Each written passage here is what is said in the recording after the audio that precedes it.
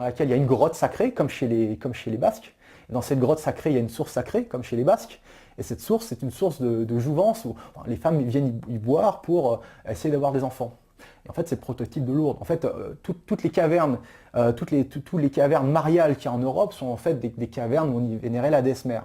Sauf que moi, je l'ai vu vivace en 2013. Il y avait le culte de la déesse mère dans ces cavernes-là. J'ai vu le prototype de Lourdes, voilà, tout simplement. Et donc, ce qui est amusant, c'est que chez les Mosos, il y a aussi une déesse mère qui est incarnée par une montagne. Et il y a aussi un dieu serpent qui s'appelle non pas Sugar, comme chez les Basques, mais qui s'appelle Chougou. Chougou, Sugar, on retrouve ce dieu serpent. Donc cette association d'Esmer et serpent, on le retrouve partout. On le retrouve en Afrique, c'est très courant. Donc il y a la Mamiwata et le serpent totem. Hein. Dans toutes les régions d'Afrique et même dans la diaspora africaine, on vénère le serpent totem. Et on retrouve aussi bien en Australie, on retrouve dans la mythologie grecque, hein, quand Gaïa elle a un fils qui s'appelle Typhon, et Zeus vient lui mettre un coup de foudre sur la tête. Enfin bref, je parle un peu vite, mais voilà. Où est-ce qu'on en était? Je suis un peu perdu. Bah non, on a fait le tour, on fait le tour. Là, tu nous expliquais un peu ton expérience avec les Mosos. Il y a aussi, c'est vrai, tout à l'heure, tu en as parlé, t'as parlé de la pédophilie. Tu disais que dans les sociétés patriarcales, cette pédophilie, finalement, elle était encouragée, elle était... Alors, attends, juste un truc, parce que là, justement, j'ai des flashbacks qui reviennent. On va revenir à la pédophilie. Juste une chose, c'est j'espère qu'il y a des Basques qui m'entendent. D'ailleurs, j'avais envoyé un dossier à Alain Soral parce qu'il vit au Pays Basque et il n'aime pas trop cette thèse matriarcale. Or, il vit dans le dernier pays mozo français. Les mozos de France, c'est les Basques.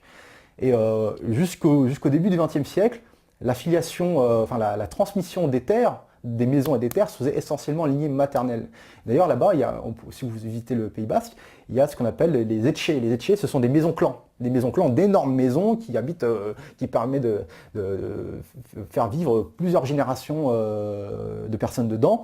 Et ces etchés étaient transmises en filiation maternelle. Et ce qui est étonnant, c'est que dans ces etchés, on enterrait aussi les morts dans le sous-sol. Dans le sous-sol de la maison, on enterre les morts en dessous de la maison. Et ça, on retrouve partout, dans toutes les sociétés matriarcales, que ce soit chez les Mosos, que ce soit avant. Bon, chez les Mosos, ils enterrent les morts sous la maison, puis après, ils les brûlent, selon le rituel bouddhiste.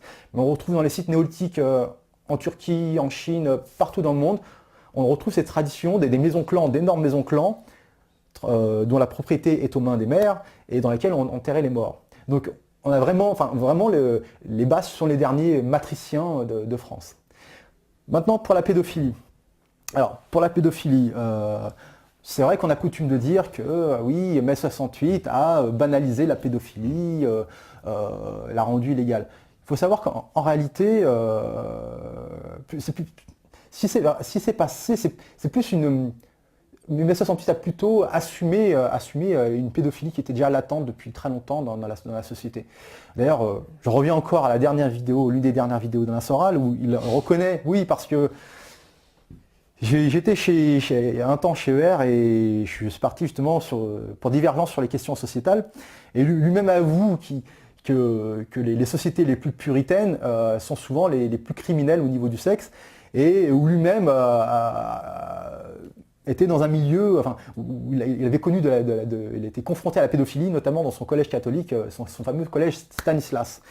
Donc, effectivement, dans les sociétés patriarcales, la pédophilie est souvent, c'est pas qu'elle est encouragée, c'est que, comment dire, il suffit pas d'interdire quelque chose pour l'empêcher. Souvent, il suffit pas d'interdire la pédophilie pour empêcher la pédophilie. Ce qui se passe justement dans les sociétés patriarcales, c'est que, étant donné que les femmes sont inaccessibles hors mariage, souvent, l'énergie sexuelle des hommes se dépense dans d'autres vecteurs, dans d'autres endroits. Et souvent, ce sont les enfants qui en pâtissent. Encore une fois, j'ai eu des statistiques, il faut que je les vérifie. Effectivement, il faut que je les vérifie, mais l'un des endroits où il y a plus de pédophilie en France, c'est le 93. Encore? Ah oui. Attends. Voilà. Bon, et même dans le monde, la pédophilie, il faut comparer à travers le monde. Enfin, d'où elle sort cette stat? Parce que j'ai jamais entendu ça. Comme ça, le 93, c'est là qu'il y a le plus de pédophiles. Moi, je vois en tout cas, par exemple, je vois, on peut faire l'histoire de la pédophilie. Moi, aussi loin qu'on peut remonter, par exemple à la Grèce antique, où effectivement il y avait une tradition pédophile. tout à fait légal. Alors, pédophilie. Oui, oui, il faut le souligner. C'est vrai que chez les Grecs, c'était beaucoup plus très toléré la pédophilie. Voilà. Alors, c'était des enfants qui commençaient à être adolescents. Donc, c'est bien dit, Échille le disait, à quoi servent les femmes, si ce n'est pour nous donner des fils légitimes, puisque pour faire le ménage, on a des esclaves, et pour les ébats amoureux, on a les jeunes garçons. Donc, c'est-à-dire que vu que les femmes étaient interdites en mariage, ou alors il fallait aller au bordel de Périclès, souvent la pédophilie était un exutoire à l'énergie sexuelle masculine. Et ça, on le retrouve notamment en Afghanistan, donc la tradition des Bachabazi, où effectivement les femmes sont totalement interdites en mariage et où effectivement il y a toute une tradition pédophile où les riches chefs de guerre s'achètent des enfants dans les rues, des enfants de pauvres, et ils les travestissent en femmes parce que justement ils ne peuvent pas toucher aux femmes hors mariage, donc ils les travestissent en femmes et dansent, ils dansent, ils chantent, et puis à la fin ils se font tourner entre chefs de guerre, quoi. Donc je pense, je reprends les théories de William Reich, injustement discriminé par Marion Sigaud notamment, qui explique que la criminalité sexuelle, la première cause de criminalité sexuelle, c'est la répression sexuelle. Et on le voit aujourd'hui, les pays les plus violeurs, ou les pays où il y a le plus de criminalité sexuelle, c'est certainement pas des pays de liberté sexuelle comme l'Islande, par exemple. C'est le pays où le droit des femmes est le meilleur, il n'y a pas de criminalité sexuelle là-bas. On peut aller en Lituanie, on peut aller dans ces pays-là, il n'y a pas de criminalité sexuelle. Par contre, des viols, du harcèlement sexuel, il y en a plein en Égypte, il y en a plein en Indonésie, il y en a plein... voilà. Donc, voilà. Donc toi, tu fais ce lien de toute façon entre le système patriarcal et cette criminalité sexuelle aussi. Tout à fait, oui. Qu'est-ce qu'on pourrait parler? Il y a le viol, la pédophilie, on pourrait aussi débattre sur l'inceste. Oui, l'inceste, parce que ça, oui, tu en parles aussi sur le site de l'inceste. Pour vous, pour toi, enfin, vous dites que l'inceste, c'est aussi une conséquence du patriarcat parce que on est obligé de se marier dans la famille quelque part, c'est un peu ça. Voilà. C'est-à-dire que le pater familias, dans le droit romain, c'est le maître de la maison, il a le droit de vie ou de mort sur toute sa maisonnée. Vu qu'il a le droit de coucher, en couchant avec son épouse, donc son épouse, c'est une femme qui vit sous son toit, qui porte son nom. Donc il peut coucher avec une femme qui porte son nom et qui vit sous son toit. Donc quelle limite avoir le droit de coucher avec les autres femmes de son toit qui portent son nom et qui sont sous son autorité, à savoir ses filles. Donc finalement, la limite entre savoir qui a le droit de coucher, qui n'a pas le droit de, avec qui on a le droit de coucher, avec qui on n'a pas le droit de coucher est assez mince. Si j'ai le droit de coucher avec ma femme, avec une femme de ma maison qui porte mon nom, pourquoi pas avec mes filles qui sont aussi de ma maison et qui portent mon nom et qui sont sous mon autorité. Et là, on pourrait aborder la notion du tabou, c'est une notion d'anthropologie, donc le totem et le tabou. Donc ça, je viens de relire ça avant-hier. Donc là, il y a sûrement un pote qui va être très content que je parle de ça. Voilà, Evelyn Reed, qui est une anthropologue du matriarcat, donc experte en matriarcat, explique que le totem et le tabou, c'est ce qui a structuré les premières sociétés humaines et qui a mené à l'apparition du matriarcat. Alors comment elle explique la chose? Le totem, déjà, c'est ce qui permet de distinguer, dans les premières sociétés, à la préhistoire, c'est ce qui permettait de distinguer les gens de la communauté, les gens de la tribu, de ceux qui ne sont pas de la tribu. C'est-à-dire qu'à l'époque, il y a une époque, on ne faisait pas le lien, on avait du mal à se distinguer des autres animaux. Est-ce que je vois un autre humain, un autre hominidé, est-ce que c'est un singe ou est-ce que c'est un humain? Est-ce que j'ai le droit de le manger ou est-ce que je n'ai pas le droit de le manger? C'est pour ça que les noms des tribus, dans leur propre langue, souvent ça veut dire les vrais hommes. Par exemple, chez les Cheyennes, le mot Cheyenne, ça veut dire les vrais hommes. C'est-à-dire que les noms Cheyennes, ce ne sont pas des hommes, ce sont des animaux qu'on a le droit de manger. Voilà. Donc, donc le totem, c'est de se référer à un animal ancêtre, c'est souvent un animal ancêtre qui incarne le groupe, et c'est un animal souvent féminin.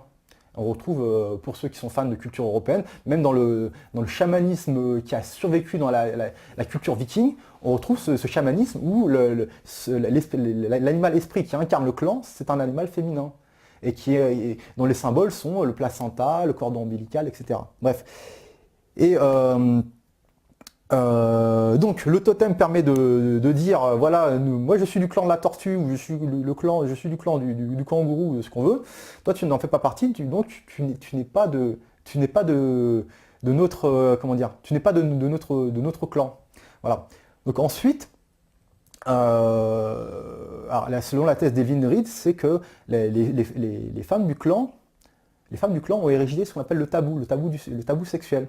C'est-à-dire que le but d'un clan ou d'une tribu, c'est de coopérer pour survivre. Hein, parce que pour chasser le mammouth, on ne va pas y aller tout seul avec sa lance, il faut être au moins 15.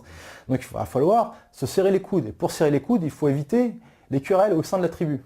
Et pour éviter les querelles au sein de la tribu, il faut éviter la compétition entre les mâles pour s'accaparer les femmes de la tribu.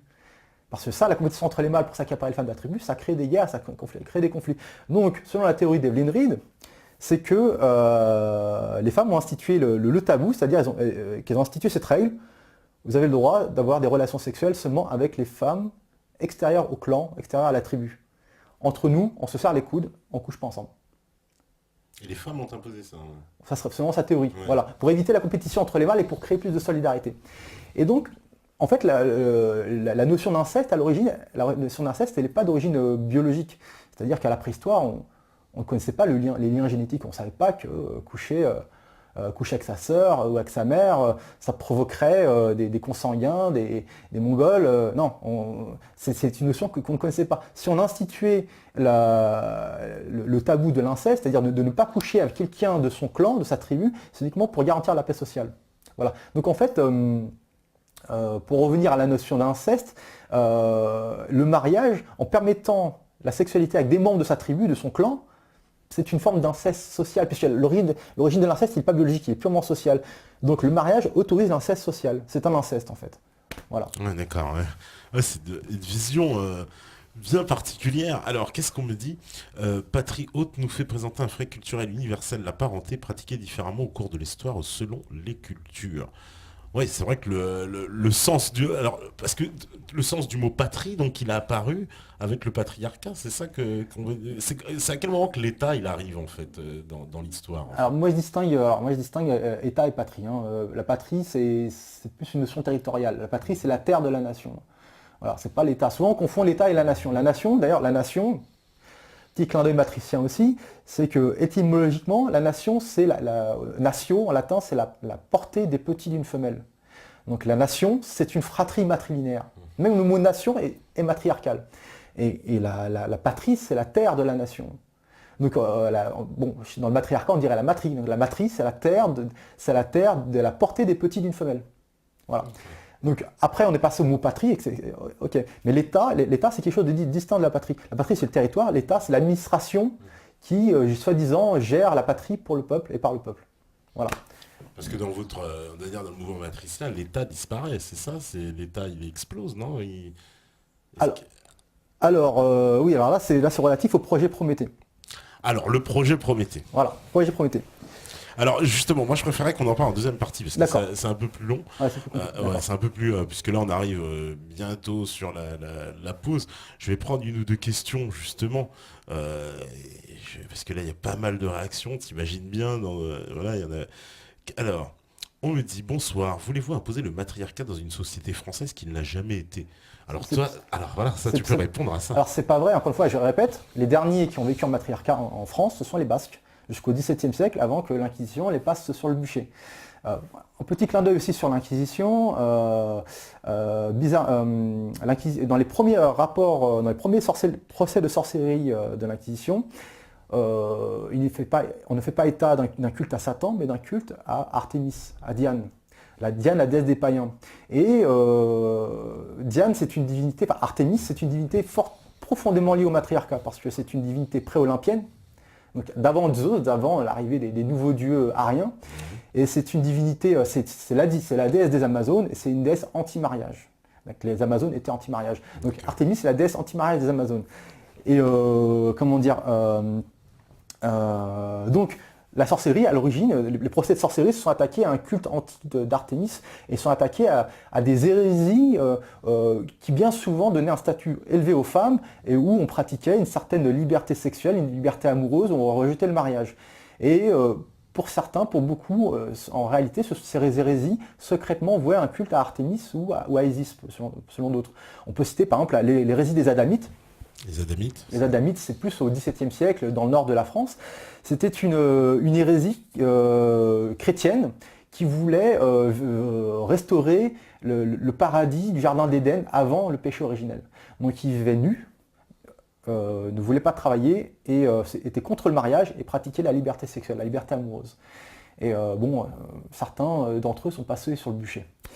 Donc voilà, sinon, alors en France, effectivement, dans la France historique, effectivement, il n'y a jamais eu de matriarcat, sauf au Pays Basque, mais pour remonter au matriarcat, il faut aller avant les Celtes, quoi. Voilà. Et alors il y a une question, hein, c'est vrai, hein, on me dit à l'heure actuelle, ce sont les mères qui ont le plus souvent la garde des enfants, donc on est en matriarcat.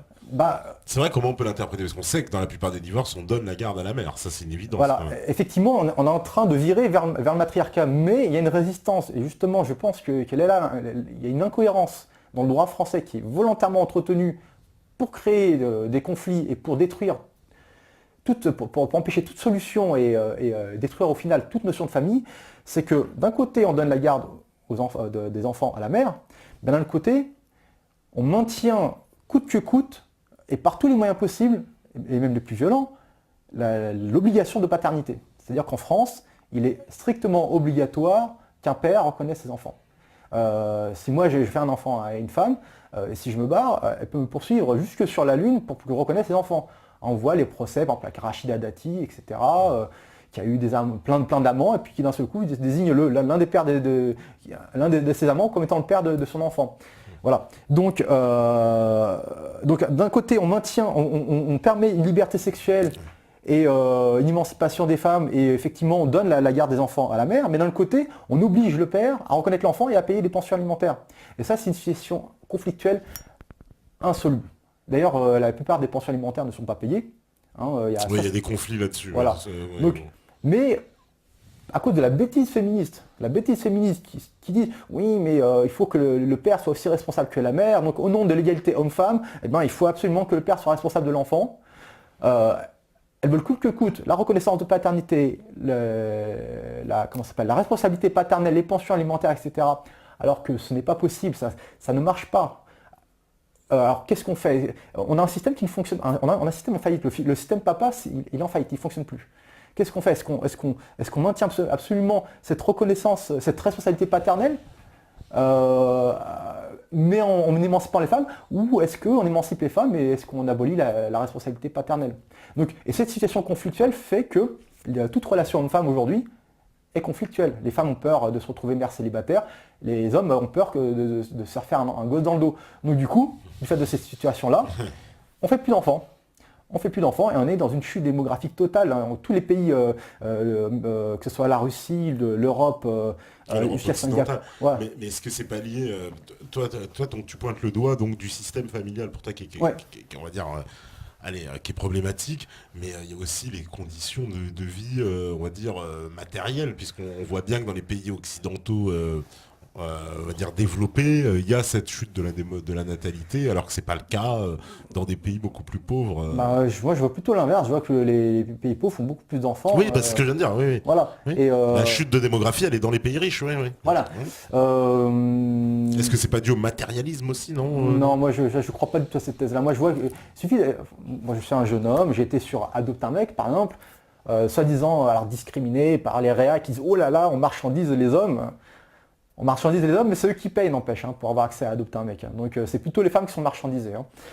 Et il suffit d'aller là-dessus, c'est pas vrai, les femmes ne sont pas si libertines que ça. Souvent les femmes sont libertines entre deux relations stables, c'est-à-dire qu'elles ont une relation stable pendant 10 ans, puis elles en ont marre, et puis elles ont envie de s'éclater, elles vont se faire adopter un mec, elles s'éclatent, et puis à un moment elles ont envie de se poser. Et pourquoi? Parce qu'elles ont envie d'être mères, c'est génétique, c'est dans l'ADN.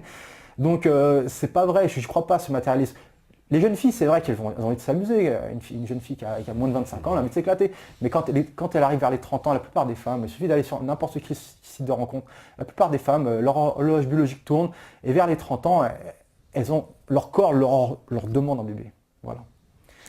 Alors, il y a une question avant la pause. On me dit, que pense l'invité de la polygamie? La polygamie, c'est le mariage d'un homme avec plusieurs femmes. Ouais. Oui, c'est très. Alors, la polygamie, ça provoque. C'est l'une des causes, comment dire, je dirais, c'est l'une des causes historiques dans l'histoire ancienne de l'impérialisme. C'est que, alors, évidemment, c'est typiquement patriarcal, c'est-à-dire qu'un homme s'achète plusieurs femmes, puis à côté, il s'achète aussi plusieurs concubines, donc il s'achète des femmes, des concubines, des esclaves, etc. Sachant que le ratio homme-femme, il est à peu près 50-50, ou légèrement supérieur pour les femmes, ou des fois légèrement supérieur pour les hommes. Vu que des hommes ont le droit, par exemple, à 4 femmes, on se retrouve avec un tas d'hommes qui se retrouvent sans rien. Ils se retrouvent sans rien. Je reprends, je suis désolé, je sais qu'ici on aime beaucoup l'islam, enfin on aime beaucoup, on est plutôt sympathisants de l'islam, mais dans une société islamique où chaque homme a le droit d'avoir 4 femmes, ça fait beaucoup d'hommes qui n'ont pas de femmes tout simplement. Donc qu'est-ce qu'on fait? Historiquement, qu'est-ce qu'on fait? On va faire la guerre aux voisins. Et je dis ça, c'est pas que les musulmans, je parle aussi en Chine, en Chine il y a la polygamie aussi. Quand l'empereur de Chine à Pékin avait 200 femmes, 200 femmes, ouais. Et les autres, qu'est-ce qu'ils font? Ils se tapent des chèvres. Donc qu'est-ce qu'on fait? On fait la guerre pour aller piquer les femmes des autres. Et ça, c'est historique. Et ça, on le voit encore aujourd'hui. On le voit entre tribus papous. Les papous sont très patriarcaux. Hein. Justement, un petit clin d'œil. Comme quoi, le matriarcat n'est pas lié à la primitivité. Parce que les papous, eux, ne connaissent ni le fer, ni la roue, ni l'écriture. Et pourtant, ils sont ultra patriarcaux, pire que les talibans. Et chez eux, donc, il y a des guerres perpétuelles pour l'acquisition de femmes, parce que chaque homme peut avoir plusieurs femmes, et qu'en plus on tue les femmes pour un nom, elle obéit pas, on lui met un coup de hache, elle a trompé, on lui met un coup de hache, donc du coup, il n'y a pas assez de femmes pour les hommes, donc on se fait la guerre pour avoir des femmes. Voilà. Et historiquement, c'est souvent ce qui s'est passé. On voit à la fondation de Rome, la guerre des Sabines, c'est quoi? C'est les colons latins qui piquent les femmes des tribus voisines, parce qu'il n'y a pas assez de femmes. Ouais, c'est ça, la guerre des Sabines. Bon bah, écoute, on va faire une petite pause. Si la régie, elle est prête, on fait une petite pause et puis on revient juste après pour parler un peu justement, on va aborder le projet Prométhée. Tu vas nous expliquer un peu la pratique, on va dire, de tout ce qu'on vient de dire. La régie, elle est prête. À vous la régie. Voilà, donc de retour, toujours avec Frédéric Mariez. On va... D'ailleurs, on dit Mariez ou Mariez? Mariez. Mariez-vous. Mariez-vous. En plus, Voilà. oui, t'attends, les gens pas se marier, ça Voilà, comble c'est d'ailleurs. ça. Donc, on va... Alors, je voudrais juste, oui, préciser, parce que je vois des... Il y a une polémique voilà, qui s'engrange sur le fait que tu aies parlé de l'islam. Bon, je rappelle que depuis le début de l'émission, tu as parlé du catholicisme, tu as parlé du judaïsme, et tu as dit en fait que ces religions monothéistes étaient toutes basées sur l'interdiction du sexe hors mariage. Voilà, donc je vois pas pourquoi il y a une polémique qui s'engage sur l'islam particulièrement, alors que tu as parlé de toutes les religions, tu as parlé des papous, des Chinois. Ah oui. Donc, ouais. La législation en Chine, actuellement, pourtant les Chinois sont communistes et plutôt athées, elle est aussi patriarcale que la loi au Maroc. Hein. Un enfant conscient en mariage en Chine, il n'a pas de papier, il ne peut pas aller à l'école, il n'existe pas. Et au Maroc, c'est un peu la même chose, c'est à plus ou moins de détails près. Donc je ne condamne pas l'islam en particulier, je condamne le patriarcat. Le patriarcat, c'est le droit du père. Et aussi, tu viens de citer le mot monothéiste. Il y a aussi il y a une polémique qu'il y a souvent sur Internet, c'est d'opposer le polythéisme au monothéisme en supposant que le polythéisme serait forcément mieux que le monothéisme. Le polythéisme peut être aussi patriarcal que le monothéisme. On le voit justement dans le droit romain ou chez les Grecs, j'appelle ça la charia romaine ou la charia grecque, la femme est une esclave et il ne manque rien. Donc le vrai clivage, c'est pas monothéisme contre polythéisme, c'est patriarcat contre matriarcat, c'est-à-dire droit du père contre droit de la mère sur l'enfant et sur la propriété. Voilà. Donc, que dire d'autre voilà, alors non, tu peux faire une petite mise au point, voilà, parce que, comme dit Mantas, c'est clair que vous êtes relou à toujours tout ramener à l'islam. Après, certains s'offusquent quand on les traite de prosélytes. Voilà, parce que c'est vrai que, voilà, on n'est pas là pour faire le prosélytisme d'une religion en particulier. Maintenant, t'as le droit de t'exprimer, de dire ce que tu penses, sans tout de suite provoquer des polémiques. C'est un peu toujours les mêmes qui font les polémiques. Alors justement, certains ont dit, que ce féminisme matriarcal était décadent. Moi qui étais justement chez les Mozo en Chine, donc dans l'Yunnan, alors c'est à 3000 mètres d'altitude. Alors voilà, explique-nous donc, c'est parce que j'ai vu c'est au pied du Tibet, c'est ça, c'est une région... C'est-à-dire qu'en fait, ça faisait partie de ce qu'on appelle le Tibet historique. C'est-à-dire que le Tibet, c'est pas un petit pays. C'est pas un petit pays, voilà, comme... Ça fait un tiers de la Chine. Voilà. Et donc ça fait partie du Tibet historique et c'est des cultures tibétaines. Donc c'est une ethnie alors qui est à 3000 mètres d'altitude dans un cadre idyllique au bord du lac mère. Donc le lac est une déesse mère, au pied d'une montagne mère. Donc le lac c'est la déesse Shinami qui du lait l'eau est assimilée, l'eau du lac est assimilée au lait de ces mamelles qui nourrit son peuple. Et puis donc c'est au pied d'une montagne mère, quoi. Donc il vénère la maternité. Et ce que je voudrais souligner, c'est que ce n'est absolument pas un peuple décadent. Ils ont des valeurs familiales, chez eux il n'y a pas de divorce, chez eux il n'y a pas de maison de retraite, il n'y a pas de famille monoparentale, chez eux ils vivent dans des fermes, des maisons claniques où on vit entre 10 et des fois 200, il y a des maisons clans où ils sont 200 personnes, où on vit avec ces onctans de grand-mère que de la lignée maternelle, il n'y a pas de crèche, il y a une solidarité familiale et une stabilité familiale que nous n'avons pas ici. Ils ont une religion, ils ont deux religions. Ils sont bouddhistes, le bouddhisme tibétain, et ils pratiquent un chamanisme axé autour du culte de la déesse mère et des animaux totems.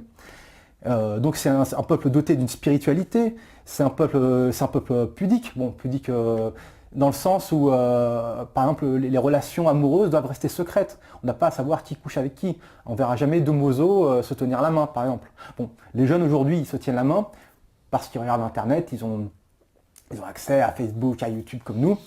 Enfin, pas comme nous, en Chine c'est très... oui.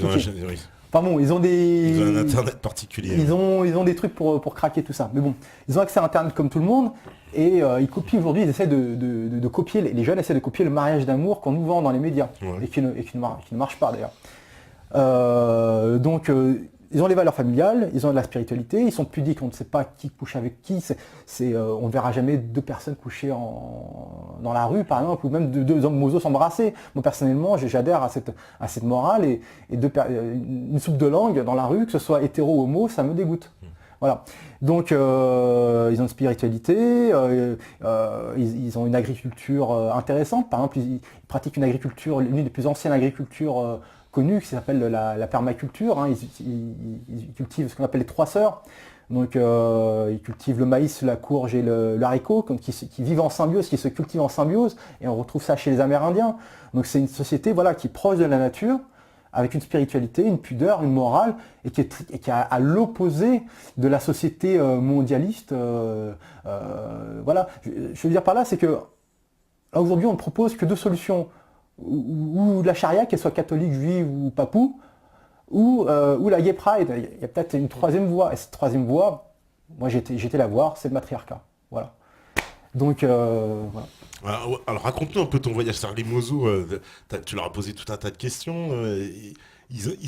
Comment ils arrivent encore à conserver leur système, on va dire, de valeurs, avec tout ce monde autour qui est un peu, j'ai envie de presque dire, oppressant, qui est en train de... Ils dépriment un petit peu. Moi je sens qu'ils dépriment un petit peu parce que ils ont accès alors avec le tourisme, ils ont accès à certains revenus. Alors les mozos qui vivent de l'agriculture sont pauvres, mais ceux qui vivent du tourisme, ils roulent en Toyota, Scénic, hybride, et pas de soucis, ils ont tout, ils voyagent à l'étranger.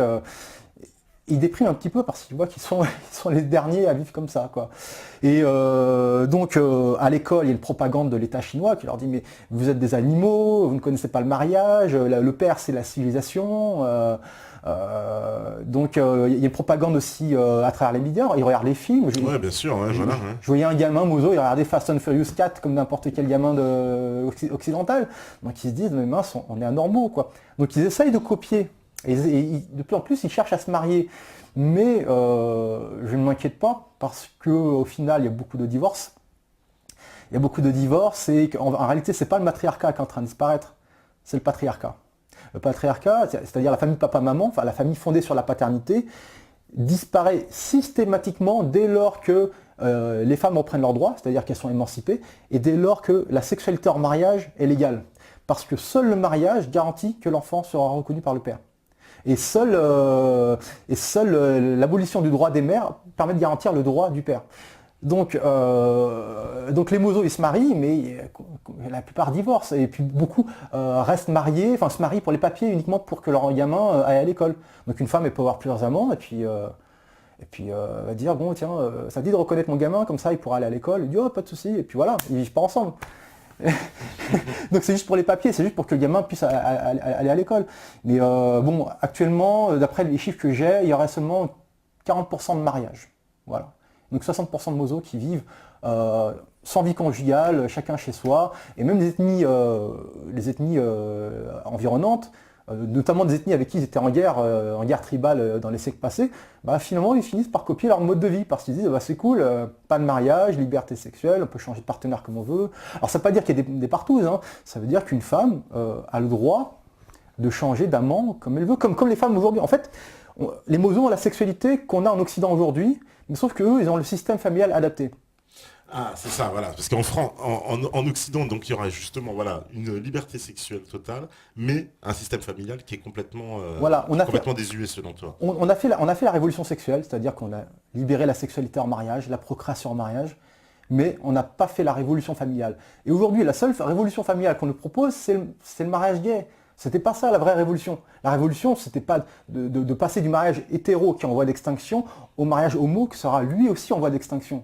Parce que dans les pays où on pratique le mariage homo, il y a eu très peu de mariage homo. Et dans tous les pays qui pratiquent le mariage homo, le mariage est aussi en voie d'extinction. On voit en Espagne, le mariage disparaît. On voit en Italie, le mariage disparaît. La démographie est en train de chuter. En Russie, Poutine en pleure, quoi. Il dit faites des gosses, au moins 3 enfants par femme, parce que sinon on va pas se faire vaincre par des ennemis extérieurs, mais on va être vaincu parce qu'on n'aura plus personne pour défendre le pays.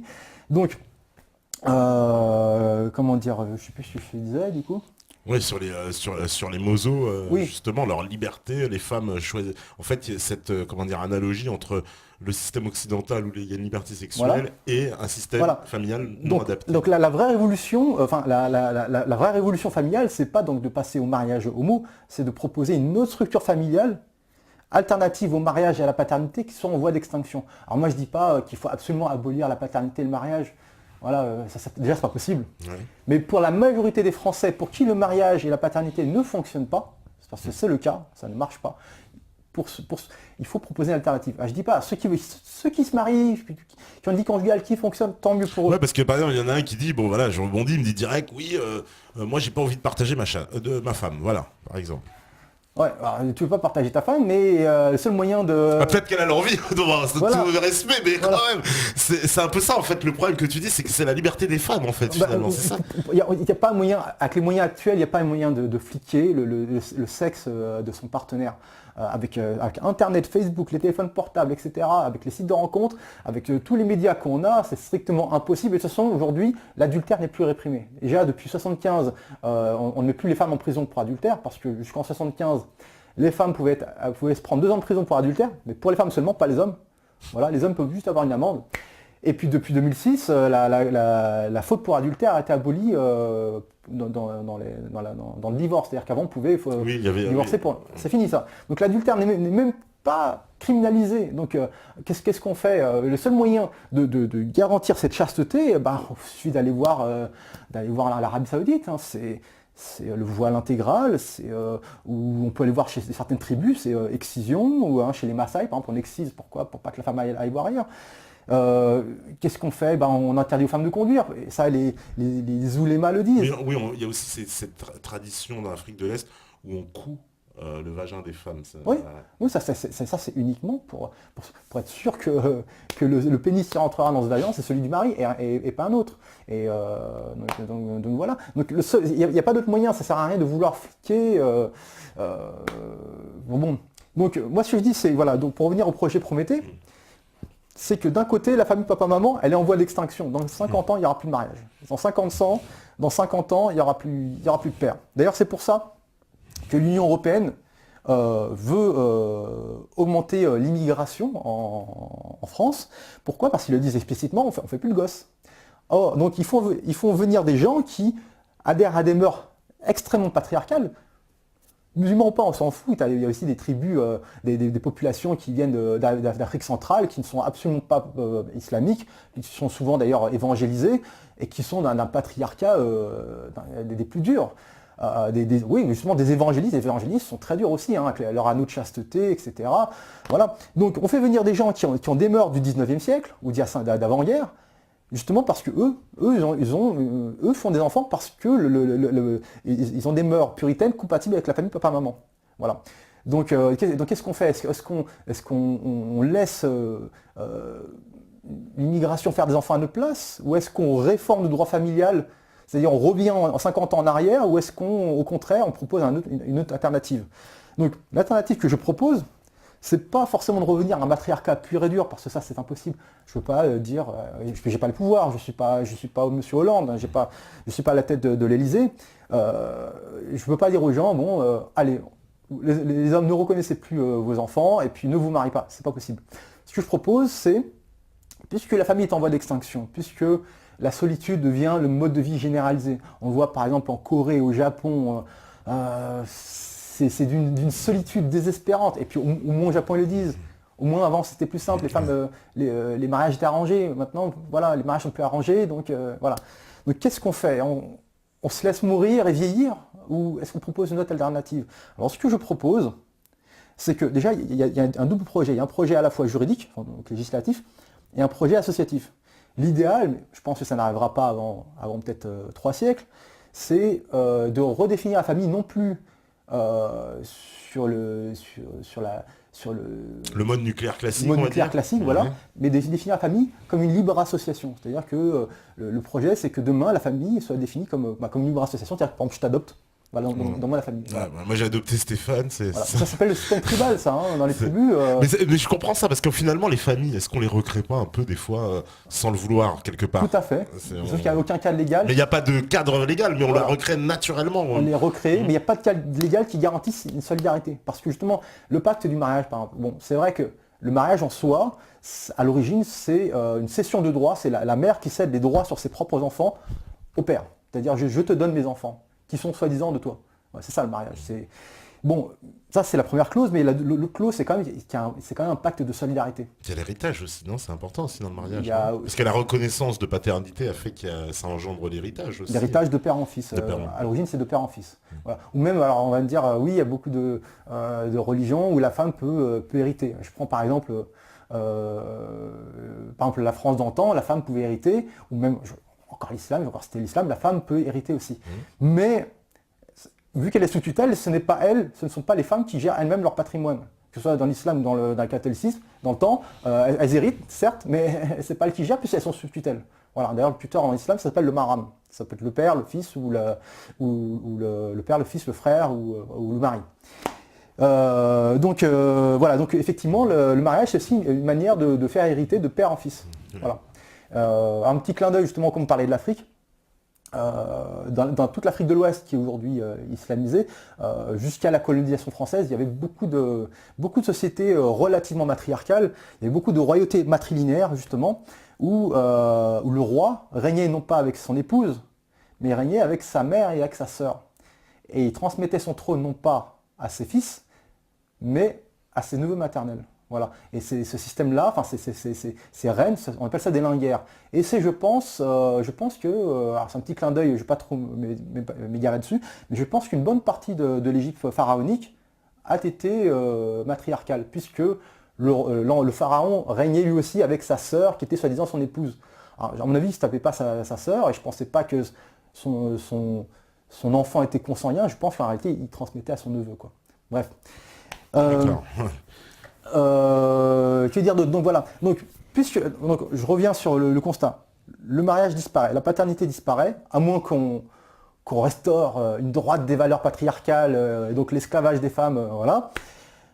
On ne peut pas non plus restaurer un matriarcat pur et dur, puisque de toute façon les familles sont éclatées. Puisque même le problème au lac Lougou, par exemple, chez les Mozos, c'est que les familles ont tendance à s'éclater aujourd'hui justement parce qu'il y a beaucoup de migration et beaucoup de jeunes qui veulent vivre, qui veulent sortir du lac Lougou et qui ont envie de voir le monde, ils ont envie d'aller à Pékin, ils ont envie d'aller à Hong Kong, il y en a qui veulent aller en Amérique. Et donc fatalement les familles explosent. Alors que faire? On ne peut pas imposer les gens de rester vivre de manière sédentaire pendant 3000 ans au même endroit. Donc ce que je propose, c'est voilà, donc de recréer des familles sous structure associative, enfin, déjà de définir au niveau légal la famille comme une libre association. C'est-à-dire avec des clauses comme dans le mariage. En fait, ça serait un mariage étendu, mais sans clause sexuelle. C'est-à-dire que dans le mariage, il y a le devoir, à la base, il y a le devoir de fidélité et puis il y a le devoir conjugal. Voilà. Donc on enlève le devoir de fidélité, on enlève le devoir conjugal. Donc ça serait un contrat de solidarité sans clause sexuelle et avec un devoir de solidarité et un droit de jouir d'un bien commun. Dans le mariage, il y a le bien commun du mariage. Voilà. Donc par exemple, si je me mets avec Topa, si je l'adopte dans mon clan, ça va être le clan, je sais pas moi, le clan de l'ours, on l'adopte, il devient un frère de sang. Ça ne veut pas dire qu'on couche ensemble, on s'en fout, on peut peut-être coucher ensemble, on s'en fout complètement. Je lui dois entraide, c'est-à-dire je dois l'aider, il doit m'aider, et en échange, on met des biens en commun et on peut jouir collectivement de ce bien en commun.